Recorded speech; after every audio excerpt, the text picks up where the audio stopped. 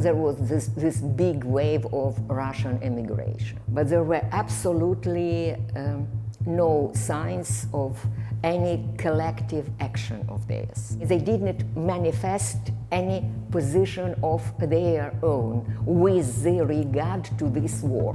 With regard to Navalny, yes, but not with regard to the war against Ukraine, no. In the past 3 years of the full-scale war, we see an increasing amount of global attention that has been given to Ukraine and Ukrainian culture. But what has the West still not understood about Ukraine? Well, I wouldn't put all the blame on the West. You know, there is a considerable amount of it, but it is not, you know, my business, like to pretend I'm some, you know, global teacher or whatever. You know, I really hate this position, even though I have to perform in it, you know, more often than not, but I really hate it. But there are many things about Ukraine which Ukrainians themselves are yet to understand, and Ukrainians, I have to admit, are still in the phase of, I don't know, self-understanding, you know, of learning about themselves, learning about their own history. Like, for instance, now it's a very interesting time, especially with this big tectonic change, like for the first time since 1945, Europe was challenged to stay alone with the issue of its security system. And all of a sudden, I would say,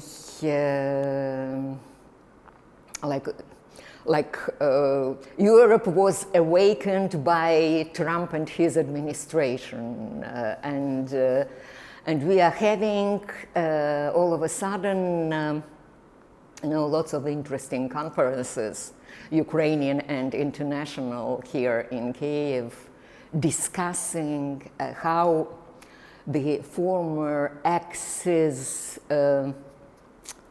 Ukraine between East and West, Ukraine between Poland and Russia, Ukraine in terms of, I don't know, Samuel Huntington's, you know, Clash of Civilizations or whatever else, all this bullshit, turns into an axis north-south. And it is actually the project of I call it Mazepa Europe, Mazepa's Europe, the project by Hetman Mazepa, once designed by Hetman Mazepa, but the project, as we all know, failed in the early 18th century. And in fact, it's this old way from Varangians to Greeks, which has always been very productive in the Ukrainian history and the history of Europe. It is this intermarium from Baltic to the Black Sea, and it is democratic intermarium, so to speak. It is intermarium run by the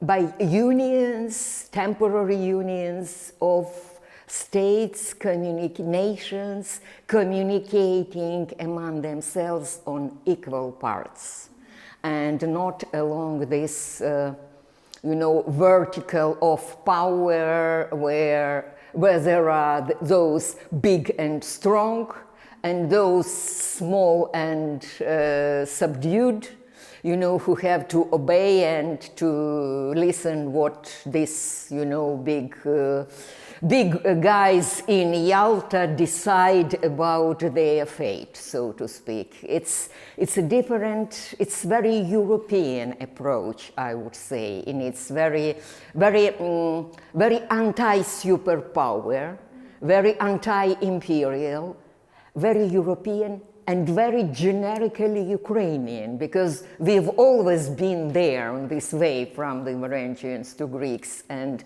this Mazepa's project, you know, that's something which generations of Ukrainians were not taught in schools, because our highly Russified colonial education made the generation after generation believing that Mazepa was a bad guy, you know, because he disobeyed Peter I, so Pushkin wrote that he was a traitor and we must respect Pushkin. No, we don't need to.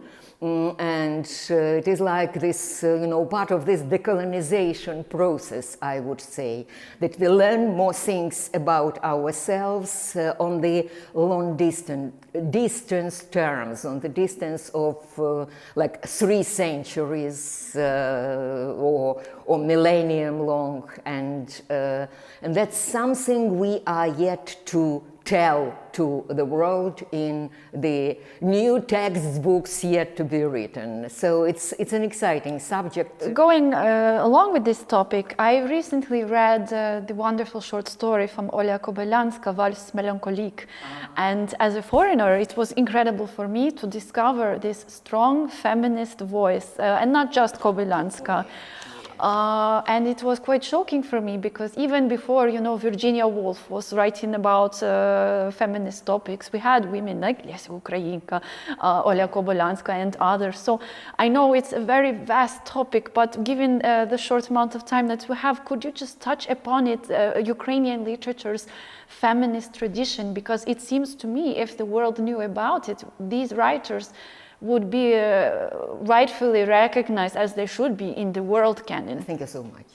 Thank you so much. Absolutely, I can tell you how much I appreciate what you've just said, because that's something, you know, I've been reiterating for years, that it is like, I would say, something which we have yet to sell to the West, to convince the West, well, given anyone knows what it is, but okay, we are using, you know, these terms roughly, the Western audience, okay, that without Olga Kobylanska, or all the more Lesa Ukrainka, who was, I don't know, half a century ahead of her time as compared to her European, Western European female counterparts in literature. Without these authors, European literature the landscape of the European literature will never be complete. And that's damned true. Because what is particular in gender terms about Ukrainian culture, yes, it has always been, I don't know, maybe it's due to it having been a frontier for such a long historical distance, that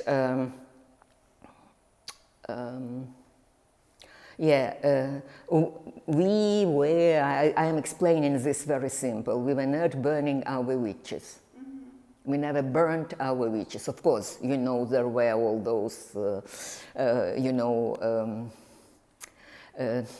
some things they were doing with water, like, you know, drowning them. Drowning them, or rather seeing whether they will drown or not, and by this it was decided whether the soul is pure or not. Basically, this ancient pagan female tradition has been preserved until the 20th century. I would say, you know, we are having witch curing people in every village. We still do. But it is not only about the remnants of this pagan tradition of the wise, strong women, which gives a strong female voice to the folk culture, and like the first ethnographer in the early 19th century were surprised to discover that 2/3 of Ukrainian folk songs are the songs of female voice. Which was really very unusual, like, female lyrics, so to speak, with the whole story of female life, woman's life of the time. But more importantly, women in Ukraine were enjoying the right of owning the property, and also the right to pass their property along the female line. That's very rare. We have even a special term for that, materyzna. So the part of what she was bringing to the family from her parents' home, that was untouchable for her husband. Of course, she could lend this money, you know, she could use them as she wanted, and they were to be passed to the daughters from mother to daughter, and like money, like land, real estate. It also included real estate.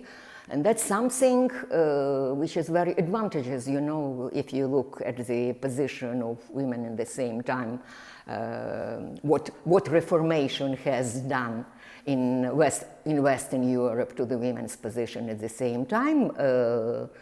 Well, that explains, you know, why we are having this strong female and even feminist voices, and this, you know, feminists of the second generation who are taking things naturally as they are, and who see all the, you know, limitations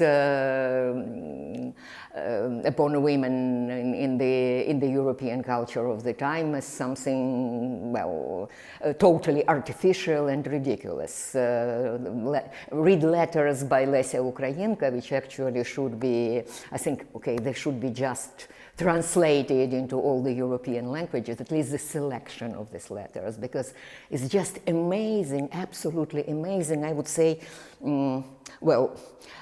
she performs in them like the blogger of her time, because she was writing from 5 to 6 letters daily, traveling and spending most of her time, you know, outside of her family, separated from her family, because, with this tuberculosis, she was having, you know, this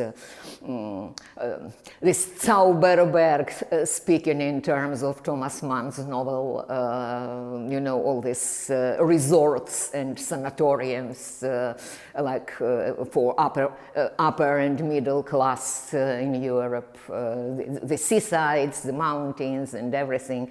So she was writing 5 or 6 letters daily, you know, and she was, and they are absolutely amazing, because it is like a diary of an intellectual from the Belle Époque, from this, you know, decade, especially from the decade before World War I. And she was one of the very few in Europe then who had all these bad premonitions that this wonderful world is going to collapse very quickly. So it is very European, and at the same time, it is a woman's view, and it is Ukrainian view. It is something that is missing, you know, from this, I would say, European landscape of Belle Epoque and of the early 20th century. And it's extremely interesting. Again, you must switch me off. Okay, I could listen all day. It's very... It is inexhaustible, absolutely inexhaustible subject, yes. And that's something which really, yeah, European culture really should learn from our female classics. Yes, I agree. Would you say that there are any major taboos that exist in Ukrainian literature today? Are there any transgressions that writers are afraid to touch? It's a difficult question, Kate. It's a difficult question because, like, we are still, I wouldn't say that we are ready to discuss how exactly war has affected our writings. In terms of genre, yes, okay, this is being discussed, that yes, poetry survives any challenges, you know, it is the art of quick reaction, I would say. Then, yeah, essays, poetry and essays, good time for poetry and essays. While, of course, big forms, like novel or something, okay, that's more problematic. And well, it's speaking of the taboo, there is something which probably is time to share. One of the biggest problems that any writer faces when it's a war in her country is that you lose many privileges, yeah? But one of the key privileges, it's a kind of the self-censorship. You lose the right to criticize your country. It's, well, yeah, of course it is a problem for, you know, free thinking and free imagination and everything. Because, yes, your country is attacked. Yes, someone wants to delete it altogether, to destroy it completely. So you immediately think in terms of security first and foremost. You know, like by criticizing it, okay, you kind of side with the murderers. You side with your own killers, with those who want your country to stop existing. And then you understand that it is a privilege, holy heck, you know, to be able to criticize your country freely, to discuss this and that about it. While now, okay, you feel like you are mobilized, you have to make your country stronger. That's the time when you have to make it stronger, you have to work for its strengths. And anything that reveals its weakness, okay, it can be, you know, misused, or it can be used by all those evil forces, you know, who want to destroy it. So I would say that's something which I feel, you know, like most uncomfortable in my own writing, this need of self-censorship. Well, that's a war. Right now in the West, we have a very kind of troubling situation. We saw there was this documentary, Russians at War, maybe you heard of it. Oh, yeah. Where this director wanted to humanize these soldiers. And recently in the Oscars, this film, Anora, the Russian actor Yura Borisov, was celebrated, and he was talking about it's so great to be in Hollywood, but he filmed propaganda movies in Russian-occupied Crimea. But I just wanted to ask, you know, of course, Ukrainian authors, they don't want to be diplomats, you want to write, but unfortunately we have this situation going forward. What do you think Ukrainian authors should do when they are confronted with this with this issue of Westerners who want to humanize Russians during war, to act like there is some normalization, especially if we will see some temporary ceasefire? Well, to begin with, what you mentioned, you know, there are different, of course, ways, different shades of propaganda. And of course, Russians at War, which were not this documentary, which was not recognized as propaganda by most of my Western friends. I was really shocked to see how naive they are. And like the simple question, how do you really think a woman with a camera would have been let to shoot just among, you know, in the military department, just among the soldiers, all by her own, all on her own, without getting a permission from someone higher up, yes. Yeah. Oh, really? Oh, really? I didn't think about this. You know, all the answers were like this. Oh, I didn't think about this. I would say lack of awareness that the war is at their threshold as well.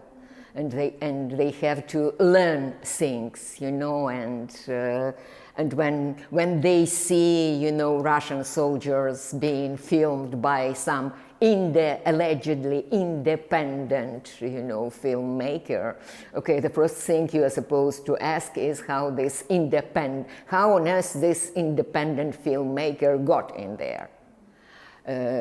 So of course, you know, it is all approved and it is all paid for from upstairs again, from up there, and yes, it is part of this, I would say, you know, Russian soft power, Russian propaganda, all this, you know, normalization, which is a part of Russian cultural politics. So what can we do, you know, Ukrainians? Well, I usually answer like, okay, it is just, you know, from my correspondence yesterday when I was asked, I'm going to go to the Leipzig Book Fair next week. And my agent is working, you know, with the requests from the journalists, you know, for the interviews, and there was this question. Well, how do you take it? How would you take it? Well, I'm now plotting the idea of a dialogue between you and, well, a Russian writer for whom I have, okay, all the respect. He is a good writer and everything, and he's recently published something against the war, a book. Well, not just a letter, but a book. This is also, you know, an interesting division, because mostly, okay, I'm sorry, whether a writer is pro-war or against war, it is not his, you know, statements made in the interview. That's something that he is doing in his spare time. His job is to write and publish books. And if in his books he keeps eulogizing Stalin or Stalin's times, or I don't know, great Russian emperors, and so on and so forth, it's more or less like if it were, I don't know, can we imagine something like the German anti-fascist writer of the 30s, okay, Thomas Mann, well, eulogizing, writing something about, I don't know, nice nice Himmler, interesting Himmler and good guys, you know, fighting under Himmler's rule or something. Well, so it is like this, you know, very schizophrenic approach. Okay, they write one thing, eulogizing empire, and then they turn back and they talk into the mics that they hate Putin and they are against the war. Well, okay, but well, how about, you know, this good. This nice dress for empire that you have been weaving all your life, you know. So that's one thing. But basically, you know, I'm just saying that as long as it is the war, as long as the war is in action, okay, I might have a drink, you know, with these anti-war Russian writers, colleagues. Okay, with some of them I've been acquainted for, you know, many years and so on and so forth. So I might have a drink with them in the bar, but not a public discussion. Because, and that's very serious, in 3 years of the big war, I'm not speaking of the war since 2014. In the 3 years of the big and undeniable, the biggest war in Europe after World War II. Yeah?